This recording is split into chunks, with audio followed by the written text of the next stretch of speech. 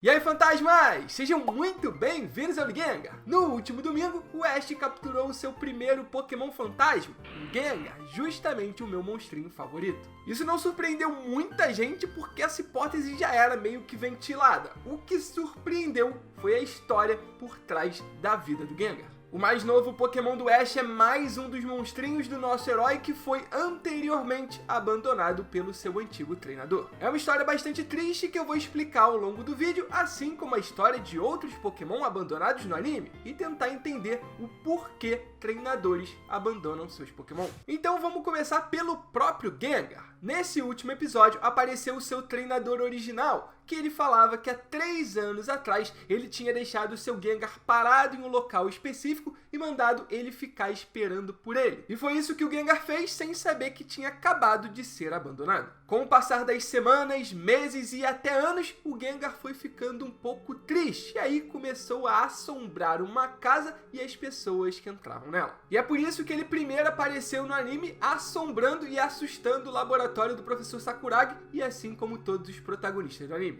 Nesse último episódio, ele resolveu possuir a sombra do Ash. E aí, o Ash coincidentemente se depara com o treinador original do Gengar. É quando o Gengar ouve esse treinador dizendo a história que teria abandonado o Gengar. E o fantasma fica muito bolado com isso, o Ash tenta dar uma ajudada, mas a verdade é que o treinador revela que ele abandonou o Pokémon porque achava que tinha sido amaldiçoado pelo Gengar. E segundo o próprio, a maldição se manifestou de 2 formas. A primeira, ele começou a perder várias batalhas Pokémon, e a segunda, ele passou a fracassar sempre que tentava capturar um novo monstrinho. Então esse aqui é o principal motivo para o Gengar ter sido abandonado. Seu treinador achava que ele tinha uma espécie de maldição. Mas não é o primeiro e eu acho que não vai ser o último Pokémon do Ash que foi abandonado e o nosso herói resgata. Vamos começar falando do Bulbasaur. O Bulbasaur do Ash não foi ao pé da letra abandonado, mas ele era o guardião de uma vila secreta que cuidava justamente de Pokémon machucados e abandonados. E ali a gente vê uma dezena de monstrinhos que passam pela mesma coisa que o Gengar passou. Eles são cuidados, tratados e aí depois eles podem retornar à natureza quando estiverem 100% curados. O primeiro e mais clássico Pokémon abandonado do Ash que ele resgatou, sem dúvidas, é o Charmander. O Charmander foi abandonado pelo Damien e o Ash encontra com ele numa pedra onde o próprio Damien teria deixado o Pokémon inicial. Mais tarde, no mesmo episódio, o Ash ouve uma conversa do treinador falando que teria largado o Charmander porque ele era muito fraco. Aí o Ash volta lá para resgatar o seu mais novo Pokémon. É sem dúvidas uma história muito triste, principalmente pela carga dramática que o episódio tem. Quando Ash e seus amigos voltam para a pedra, começa a chover, a chama do Charmander começa a desaparecer e é mostrado no episódio que quando a chama de um Charmander se extingue totalmente, ele pode morrer. Mas um caso bastante marcante é o do Tinchar, que foi abandonado pelo Paul, resgatado pelo Ash, e o motivo, novamente, é que pro Paul esse Pokémon era muito fraco. E aqui a gente vê uma das reviravoltas e evoluções de Pokémon mais legais do anime, na minha opinião. A gente começa a acompanhar o Tinchar de fato como um Pokémon bem fraquinho, mas ele vai evoluindo, vai se fortalecendo, até se transformar em Infernape, e aí chega o clímax da temporada, quando ele consegue derrotar o Paul na Liga Pokémon. Mais um que abandonou seu Pokémon simplesmente porque considerava ele fraco foi o Sheamus. Ele abandonou o Tepig, que o Ash passou a cuidar também. Vocês vão se lembrar que o Tepig é encontrado amarrado a uma espécie de poste, e isso acontece justamente depois dele perder uma batalha pro Deerling. E aí o Sheamus fica de saco cheio, acha que o Pokémon é muito fraco, amarra ele e sai andando por aí. Aqui é especialmente triste porque o Tepig não tem nem a opção de esquecer o seu treinador e seguir com a sua vida. Os casos anteriores do Charmander e do Tinchar são um pouco diferentes porque os Pokémon estão livres, eles poderiam sair andando, só não fazem isso porque acreditam no treinador e acham que eles retornariam, tem um laço forte nessa relação Pokémon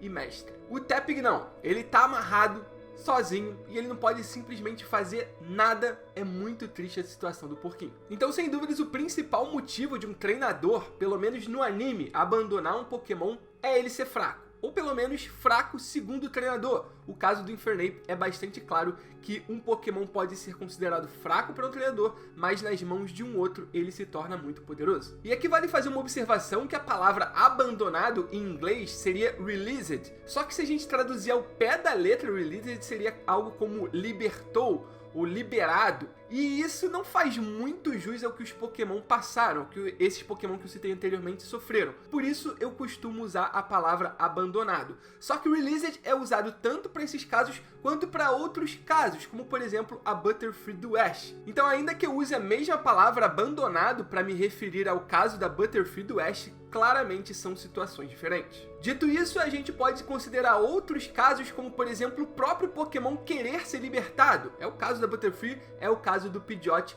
ambos Pokémon do Ash. A Butterfree encontrou seu crush, o Pidgeot queria proteger os seus companheiros e ficou nisso mesmo. O Ash concedeu a liberdade aos seus Pokémon.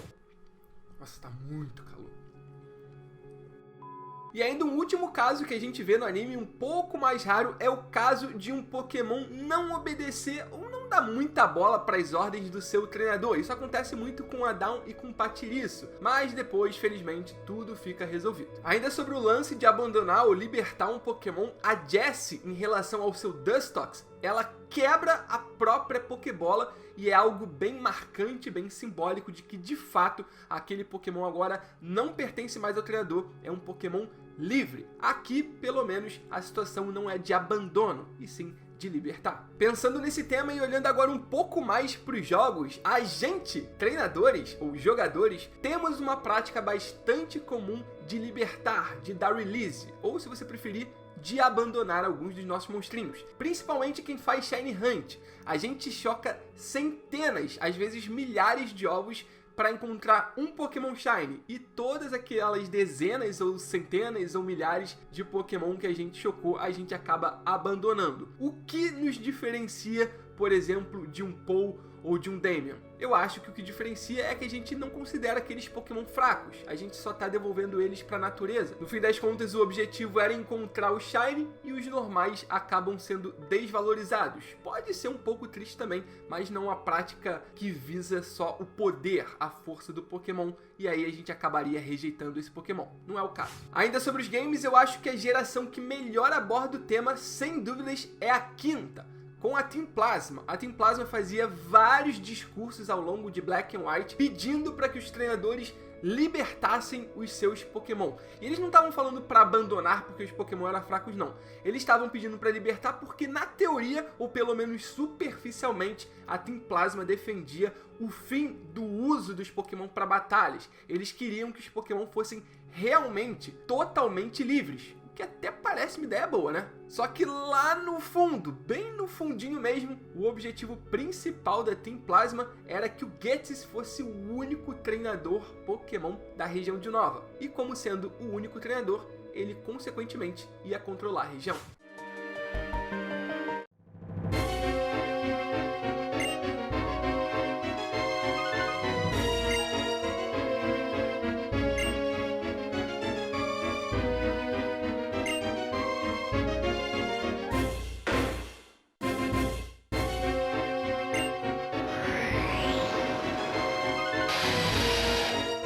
Então é sempre bom a gente relativizar quando a gente fala que um Pokémon foi abandonado. Existem casos mais suaves, como é a Butterfree, afinal, ela mesma optou por ser libertada pelo Ash, e tem casos que aí sim são bem mais graves e tristes, como é o caso mais recente do Gengar. Sem dúvidas, foi de cortar o coração, principalmente a cena do Gengar sentadinho na escada, sozinho, com uma cara bem triste. E o mais incrível foi vê-lo, depois de ser abandonado, continuando rindo. Os Pokémon definitivamente não merecem os seres humanos. Ou ao contrário, né? A gente que não merece eles. Nesse episódio, inclusive, tem uma pequena referência. Quando o Ash captura o Gengar, ele tá usando uma camisa estampada com um Charmander. Justamente, como eu disse, o primeiro Pokémon que ele resgatou do abandono. Mas agora é isso, fantasmas! Deixem aí embaixo as suas opiniões por que você acha que alguns treinadores abandonam os seus Pokémon. Pra você, qual foi o caso mais cruel? Você consegue ver a diferença entre um caso triste e um caso em que o próprio Pokémon quer ser libertado? Comenta aí e não esquece de deixar o seu like no vídeo, se inscrever no canal, ativar o sininho de notificações e compartilhar o vídeo com os amigos. Conto com vocês, hein? Não esquece também de seguir a gente em todas as redes sociais e o nosso projeto da Academia Pokémon. Muito obrigado por tudo, fantasmas! Pela força sempre e até a próxima!